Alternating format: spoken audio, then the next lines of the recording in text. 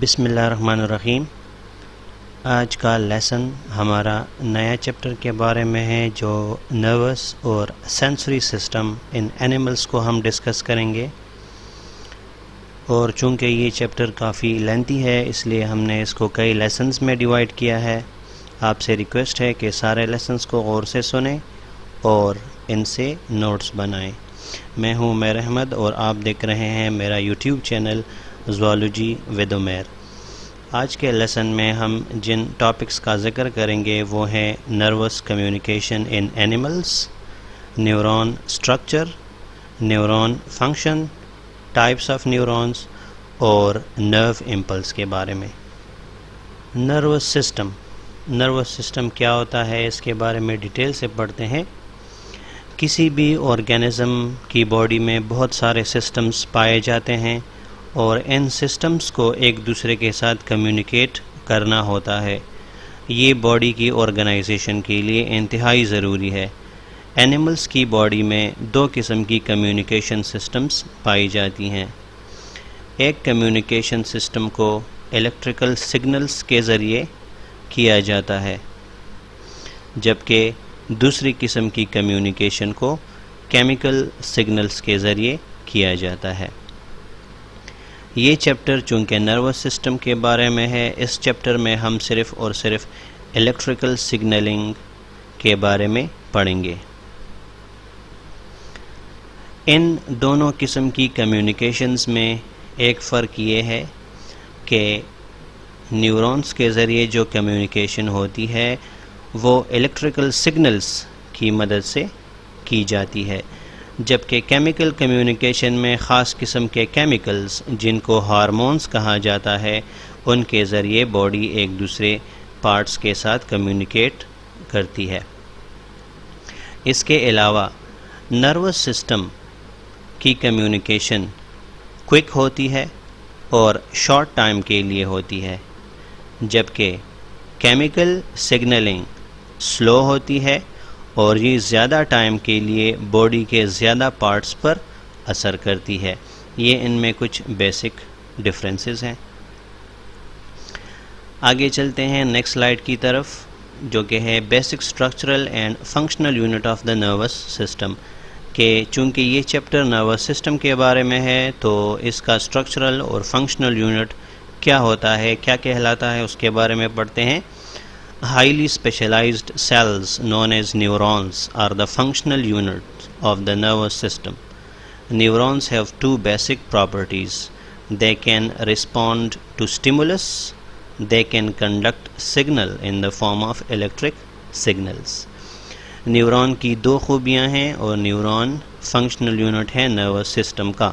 Neuron के अलावा nervous system के स्ट्रक्चर में और किस्म के सेल्स भी पाए जाते हैं। इस वजह से हम न्यूरॉन को फंक्शनल यूनिट कह सकते हैं, लेकिन कम्प्लीटली स्ट्रक्चरल यूनिट इसको नहीं कहेंगे। न्यूरॉन की दो बेसिक प्रॉपर्टीज़ हैं। एक ये कि ये इलेक्ट्रिकल सिग्नल्स की शक्ल में बॉडी के एक पार्ट से दूसरे पार्ट की तरफ कम्युनिकेशंस को लेकर जाता है। दूसरी इसकी खूबी ये है कि ये स्टिमुलस को, यानी एक्सटर्नल एनवायरमेंटल चेंजेस जिनको स्टिमुलस कहा जाता है, उसको इजीली रिस्पॉन्ड कर सकता है।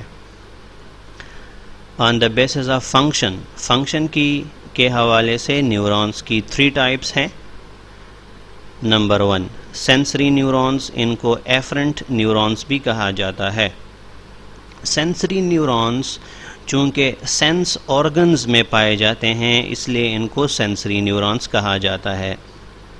हमारी बॉडी के कुछ सेंसरी ऑर्गन्स आइज़, नोज़, टंग, एयर और स्किन है। इन ऑर्गन्स में पाए जाने वाले न्यूरॉन्स को सेंसरी न्यूरॉन्स कहते हैं। ये न्यूरॉन्स इन ऑर्गन्स के अंदर डिफरेंट मैसेजेस को कलेक्ट करके उसको सेंट्रल नर्वस सिस्टम यानी ब्रेन या स्पाइनल कॉर्ड की तरफ लेकर जाते हैं। दूसरी किस्म इंटरन्यूरॉन्स। इंटरन्यूरॉन्स दो किस्म के न्यूरॉन्स के बीच में ब्रिज बनाते हैं। एक सेंसरी न्यूरॉन और दूसरा है मोटर न्यूरॉन। मोटर न्यूरॉन का जिक्र करते हैं, उसके बाद इंटरन्यूरॉन की तरफ दोबारा आते हैं। मोटर न्यूरॉन्स, जिनको इफरेंट न्यूरॉन्स भी कहा जाता है, ये वो न्यूरॉन्स हैं जो कि ब्रेन से या स्पाइनल कॉर्ड से मैसेजेस बॉडी की दूसरी पार्ट्स की तरफ लेकर जाते हैं, जैसे कि मसल्स, ग्लैंड्स या दूसरे ऑर्गन्स वगैरह। मोटर न्यूरॉन्स ब्रेन से मैसेजेस दूर लेकर जाते हैं, जबकि सेंसरी न्यूरॉन्स ब्रेन की तरफ मैसेजेस लेकर आते हैं। इंटर न्यूरॉन्स सेंसरी और मोटर के बीच में पाए जाते हैं और इनके बीच एक ब्रिज का काम देते हैं। Neuron structure. सबसे पहले हम डायग्राम की तरफ जाते हैं कि न्यूरॉन का स्ट्रक्चर किस किस्म का है। इस फिगर में आप देख सकते हैं कि न्यूरॉन के स्ट्रक्चर को दिखाया गया है। न्यूरॉन का बेसिक पार्ट जहाँ पे न्यूक्लियस मौजूद होता है उसको सेल बॉडी कहा जाता है। यहाँ पे क्लियरली लिखा हुआ है। सेल बॉडी से छोटी छोटी एक्सटेंशंस अराइज होती हैं और इनकी तादाद भी काफ़ी ज़्यादा होती है। इन एक्सटेंशंस को डेंड्राइट्स कहा जाता है, जबकि एक लंबा एक्सटेंशन जो कि सेल बॉडी से अराइज होता है और इसकी ब्रांचेस भी नहीं हैं, इसको एक्सॉन कहा जाता है। एक्सॉन। यहाँ पे इस डायग्राम में कुछ बातें दिखाई गई हैं जो यहाँ से हम क्लियर करके आगे टॉपिक की तरफ जाएंगे। एक्सॉन के ऊपर ख़ास किस्म की लेयर पाई जाती है जिसको माइलिन शीथ कहा जाता है। ये माइलिन शीथ एक्सॉन के ऊपर कंटिन्यूसली मौजूद नहीं है। जगह जगह पे इस माइलिन शीथ में खाली जगह हैं। इन खाली जगहों को नोड्स ऑफ रेनवियर कहा जाता है। इसका एक दूसरा नाम भी है, वो हम आगे चलकर पढ़ेंगे। तो एक्सॉन के ऊपर जो माइलिन शीथ या माइलिन कवर है वो जगह जगह पर ब्रेकअप उसमें आई है। इन खाली जगहों को जहाँ पे माइलिन शीथ नहीं है इनको नोड्स ऑफ रेनवियर कहा जाता है। इस माइलिन शीथ को यहाँ पे मैग्नीफाई करके दिखाया गया है। माइलिन शीथ के अंदर ये एक्सॉन का सेगमेंट नज़र आ रहा है और एक्सॉन के ऊपर ये माइलिन कवर है। इस माइलिन शीथ को, जो कि एक लिपिड का लेयर है, इसको बनाने वाले सेल का नाम है ग्लायल सेल। इस सेल का दूसरा नाम भी है, ये हम अब आगे जाकर पढ़ेंगे। तो दो चीज़ों को आप जहन में रखें कि नोड्स ऑफ रेनवियर और ग्लायल सेल्स, इनको हम आगे जाकर डिस्कस करेंगे दूसरे नामों के साथ। ग्लायल सेल्स एक्सॉन के ऊपर ख़ुद को लपेट लेता है और ये जो लिपिड का लेयर है ये असल में एक ग्लायल सेल ही है। तो जितने सेगमेंट्स में माइलिन शीथ है उतने ही ग्लायल सेल्स एक्सॉन के इर्द गिर्द लिपटे हुए हैं। अब हम टॉपिक की तरफ बढ़ते हैं। Most neurons are composed of 3 main parts which are cell body, dendrites and axon. Dendrites क्या हैं? Dendrites are extensions of the cell body. ये अभी आप लोगों ने डायग्राम में भी देख लिया कि सेल बॉडी से एक्सटेंशंस अराइज होती हैं जिनको डेंड्राइट्स कहा जाता है। They receive messages and take them towards the cell body. इसमें ये टूवर्ड्स का वर्ड बहुत ही अहमियत के हामिल है। डेंड्राइट्स मैसेजेस लेते हैं सेंस ऑर्गन्स से और उन मैसेजेस को या उन इम्पल्सेस को सेल बॉडी की तरफ लेकर जाते हैं। As the name indicates, the cell body is the main cell of the neuron. It processes the messages collected from the dendrite. Cell body messages को प्रोसेस करता है। The axon is usually single and it is elongated in most cases. It takes messages away from the cell body. यहाँ पे away का word बहुत ही अहमियत के हामिल है, जबकि यहाँ पे टूवर्ड्स का वर्ड इंतहाई अहम है। कुछ न्यूरॉन्स ऐसे होते हैं जिसमें डेंड्राइट्स और एक्सोन के बीच क्लियर कट डिफरेंस नहीं होती, दोनों का स्ट्रक्चर तकरीबन सिमिलर होता है। इस वजह से न्यूरॉन का वो सेगमेंट जो सेल बॉडी की तरफ मैसेजेस कैरी करेगा उसको डेंड्राइट कहा जाएगा, और न्यूरॉन का वो सेगमेंट या वो एक्सटेंशन जो सेल बॉडी से मैसेज को दूर लेकर जाएगा उसको एक्सोन कहा जाएगा उन केसेस में। In most neurons, a lipid sheath surrounds the axon and the sheath is called myelin sheath. जो डायग्राम में आपने लिपिड की शीट देखी उसको माइलिन शीट कहा जाता है। माइलिन शीट किस किस्म के न्यूरॉन्स में पाया जाता है? Fast conducting neurons have the myelin sheath and called as myelinated neurons. वो न्यूरॉन्स जो मैसेजेस को इंतहाई तेज़ी से स्पीड के साथ कैरी करते हैं उन न्यूरॉन्स में माइलिन शीट पाया जाता है, इस वजह से उनको माइलिनेटेड न्यूरॉन्स भी कहते हैं। The myelin sheath is formed by special cells known as neurolemmocytes. Glial cells भी कहते हैं, न्यूरोलेमोसाइट्स भी कहते हैं, जबकि पहले इसका नाम श्वान सेल्स रखा गया था। लेटेस्ट बुक्स में इसको न्यूरोलेमोसाइट्स कहा जाता है। In the formation of myelin sheath the cells wrap themselves around the axon at regular intervals. Wrap कहते हैं इर्द गिर्द लिपट जाना। तो माइलिन शीट को बनाने के दौरान न्यूरोलेमोसाइट्स जगह जगह पे एक्सॉन के ऊपर खुद को लपेट देते हैं। The sheath is segmented into pieces by spaces known as neurofibril nodes.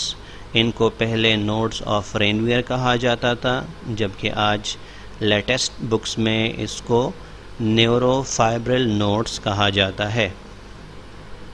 One of the function of neurolemocytes is that they regenerate the myelinated neurons if the neurons got injured. Myelin sheath का एक बहुत ही अहम function ये है कि ये ना सिर्फ न्यूरॉन को तेज़ रफ्तार बनाते हैं, बल्कि अगर न्यूरॉन इंजर हो जाए तो इंजर न्यूरॉन को रिपेयर करने में इंतहाई अहम रोल प्ले करते हैं। Communication in neurons. Next slide की तरफ चलते हैं। न्यूरॉन्स एक दूसरे के साथ कम्युनिकेशन या बातचीत किस तरह से करते हैं? Neuron conducts electrical messages known as impulse. Neuron electrical ions की सूरत में मैसेजेस को आगे लेकर जाते हैं। उस इलेक्ट्रिकल मैसेज को इम्पल्स का नाम दिया जाता है। These are produced by ionic changes both on the outer and in the inside of neuron. Changes in the ionic charges is due to the ability of neuron to become permeable to ions when it is excited. Neuron के बाहर और neuron के अंदर different ions होते हैं। जब neuron एक दफ़ा एक्साइट या एक्टिवेट हो जाए तो कुछ आयंस अंदर और कुछ आयंस बाहर की तरफ फ़्लो करते हैं, जिसकी वजह से न्यूरॉन में इलेक्ट्रिकल मैसेजेस जन्म लेते हैं। इसका ज़िक्र आगे चल के डायग्राम के साथ करेंगे। इस डायग्राम को एक नज़र देख लें। ये न्यूरॉन की मेम्ब्रेन है, plasma membrane of neuron. Neuron के अंदर काफ़ी सारे नेगेटिव चार्जेस हैं, जबकि न्यूरॉन के बाहर काफ़ी सारे पॉजिटिव चार्जेस मौजूद हैं। यहाँ डायग्रामेटिकली एक वोल्ट मीटर कनेक्ट किया गया है न्यूरॉन के आउटर और इनर साइड के वोल्टेज डिफरेंसेस को शो करने के लिए। जब न्यूरॉन रेस्ट में हो, किसी किस्म का मैसेज कैरी नहीं कर रहा हो, उस टाइम न्यूरॉन का चार्ज -70 मिलीवोल्ट रहता है। इसका मतलब ये है कि न्यूरॉन के अंदर नेगेटिव आयंस या नेगेटिव चार्जेस बहुत ज़्यादा हैं, जबकि न्यूरॉन के बाहर पॉजिटिव चार्जेस काफ़ी ज़्यादा हैं। अगर न्यूरॉन एक्टिवेट हो जाएगा तो ये पॉजिटिव चार्जेस अंदर की तरफ फ्लो कर जाएंगे, जिसकी वजह से न्यूरॉन का अंदरूनी नेगेटिव चार्ज पॉजिटिव में कन्वर्ट हो जाएगा। इसका जिक्र आगे हम स्लाइड्स में करते हैं। When a neuron is not conducting an impulse, it is said to be in a state of rest. अगर न्यूरॉन किसी किस्म का मैसेज या इम्पल्स कैरी नहीं कर रहा हो तो इसको रेस्ट स्टेट में कहा जाता है। In the state of rest, the fluid inside a neuron is negatively charged, while the fluid outside the neuron is positively charged. इसको अभी आप लोगों ने डायग्राम में भी देख लिया कि रेस्ट में न्यूरॉन का अंदर नेगेटिव जबकि न्यूरॉन का बाहर पॉजिटिवली चार्ज होता है। The difference is due to the presence of special pumps in the membrane of neuron which create this potential difference. तो न्यूरॉन के बाहर और अंदर चार्जेस का डिफरेंस क्यों है? उसकी वजह ये है कि न्यूरॉन के सेल मेम्ब्रेन में कुछ ऐसे प्रोटीन्स हैं जो नेगेटिव आयंस को अंदर लेकर आते हैं और पॉजिटिव आयंस को बाहर लेकर जाते हैं। This difference in charge is known as resting membrane potential. जब न्यूरॉन रेस्ट में हो उस टाइम -70 मिलीवोल्ट्स का जो इलेक्ट्रिक करंट है इसको रेस्टिंग मेम्ब्रेन पोटेंशियल कहा जाता है। अब बात करते हैं रेस्टिंग मेम्ब्रेन पोटेंशियल की। The membrane potential in neuron is measured in millivolts. The resting membrane potential is about -70 millivolts. The inside of neuron is negatively charged because of the presence of negatively charged proteins and chlorine ions. Negatively charged proteins और chlorine ions की वजह से neuron का अंदर negatively charged रहता है। The outside of neuron is positively charged because of the high concentration of sodium ions. जिस तरह के आपको मालूम है कि सोडियम आयंस पॉजिटिवली चार्ज होते हैं, इस वजह से न्यूरॉन के बाहर पॉजिटिव चार्ज रहता है सोडियम आयंस की ज़्यादती से। The inside of neuron has a specific quantity of positively charge potassium ions, while the outside of neuron has a specific quantity of sodium ions. Neuron के अंदर negative charges होते हैं, लेकिन उसके बावजूद न्यूरॉन के अंदर कुछ पॉजिटिव चार्ज पोटाशियम आयंस भी होते हैं, लेकिन चूंकि उनकी क्वांटिटी काफ़ी कम है इस वजह से न्यूरॉन का अंदर नेगेटिवली चार्ज रहता है। एक ख़ास किस्म का पंप जिसको सोडियम पोटाशियम ATPase पंप कहा जाता है, इन आयंस को डिस्ट्रीब्यूट करने में काफ़ी अहम रोल प्ले करते हैं। The sodium potassium ATPase pump transports 3 sodium ions to the outside. इस सेंटेंस को या इस पॉइंट को इंतहाई गौर से सुने, क्योंकि इसी पॉइंट पर न्यूरॉन का सारा सिस्टम बेस करता है। न्यूरॉन के सेल मेम्ब्रेन में जो सोडियम पोटाशियम ATPase पंप पाया जाता है वो 3 सोडियम आयंस को बाहर की तरफ ट्रांसपोर्ट करता है और उसी दौरान 2 पोटाशियम आयंस को अंदर की तरफ लेकर आता है। इसका मतलब ये है कि 3 सोडियम आयंस न्यूरॉन से बाहर चले गए और 2 पोटाशियम आयंस न्यूरॉन के अंदर आ गए। तो ज़्यादा पॉजिटिव आयंस बाहर चले गए और कम पॉजिटिव आयंस अंदर आ गए। इसकी वजह से न्यूरॉन का अंदर आहिस्ता आहिस्ता नेगेटिव बनना शुरू कर देता है।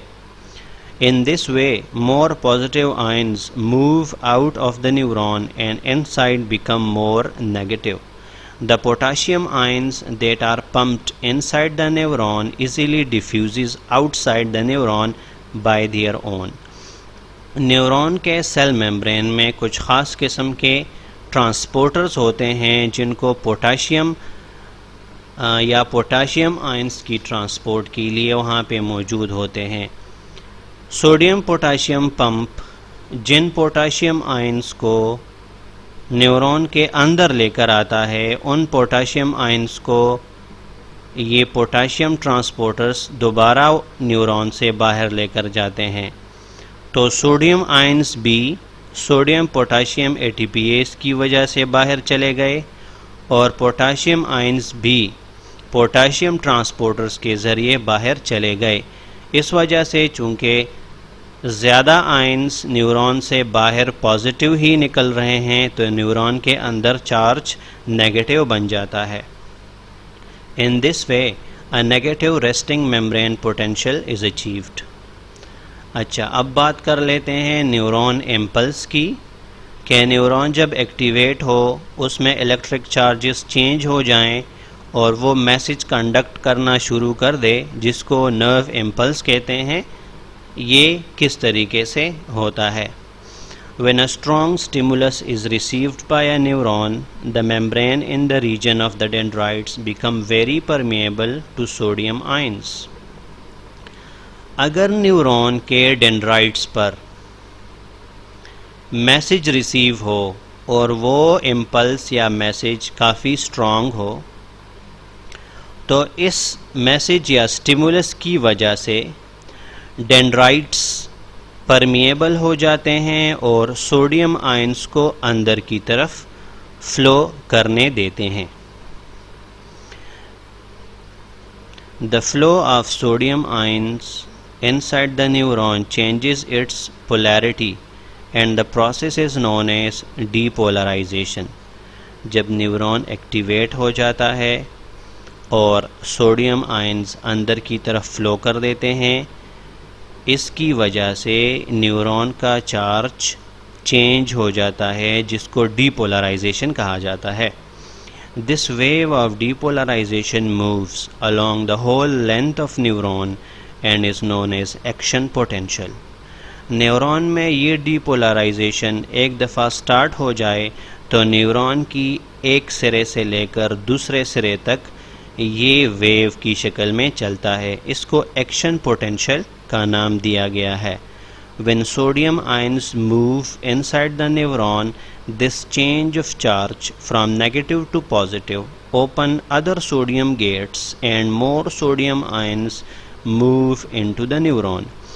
जब एक जगह पे सोडियम गेट्स ओपन हों और सोडियम आयंस अंदर आ जाते हैं, वो सोडियम आयंस आगे जाकर दूसरे सोडियम गेट्स को ओपन करते हैं और मज़ीद सोडियम आयंस इंटर होते हैं।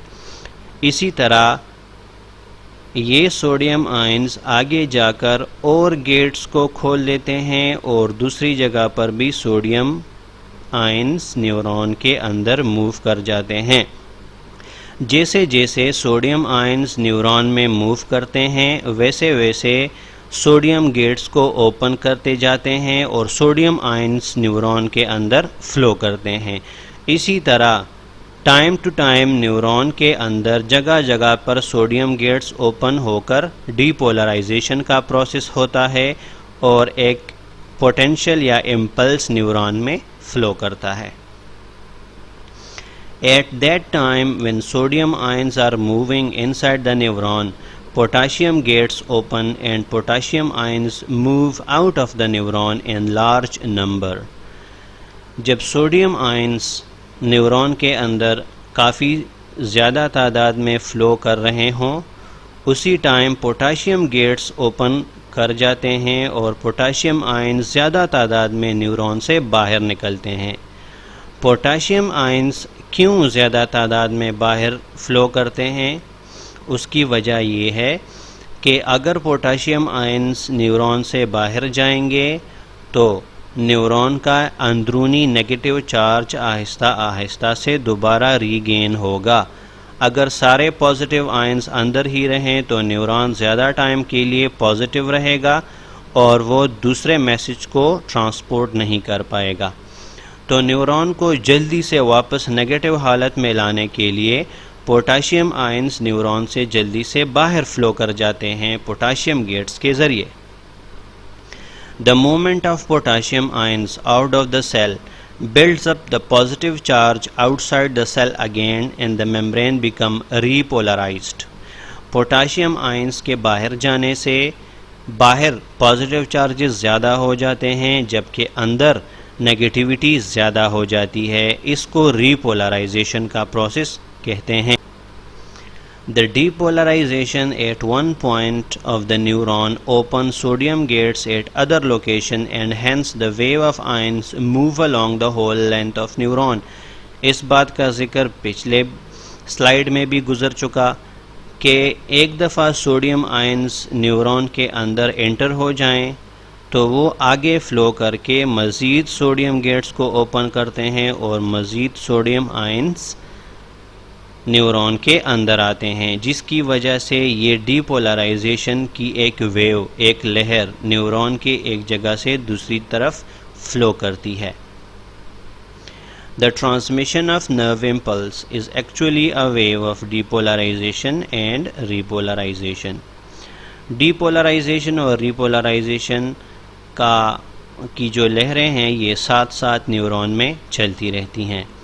When more sodium ions move into the neuron is unable to be excited for some time and that brief period is known as refractory period. जब बहुत सारे पॉजिटिव सोडियम आयन्स न्यूरॉन के अंदर flow कर जाते हैं तो न्यूरॉन अंदर से पॉजिटिवली चार्ज हो जाता है। इस टाइम जब तक ये नेगेटिवली चार्ज ना हुआ हो ये कुछ टाइम के लिए मैसेजेस को मज़ीद ट्रांसपोर्ट नहीं कर सकता, मज़ीद मैसेजेस नहीं ले सकता।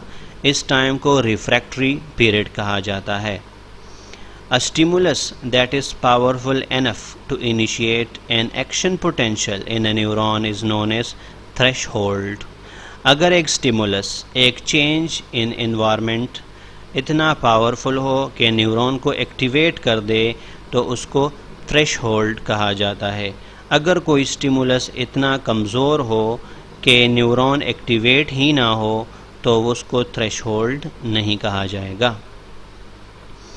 Nerve impulses are conducted with great speed in thick neurons as well as in myelinated neurons. Speed of nerve impulse ज़्यादा होती है उन न्यूरॉन्स में जो काफ़ी थिक हों और जिनके ऊपर माइलिनेटेड शीट हो, उनमें स्पीड ऑफ न्यूरॉन्स ज़्यादा होती है।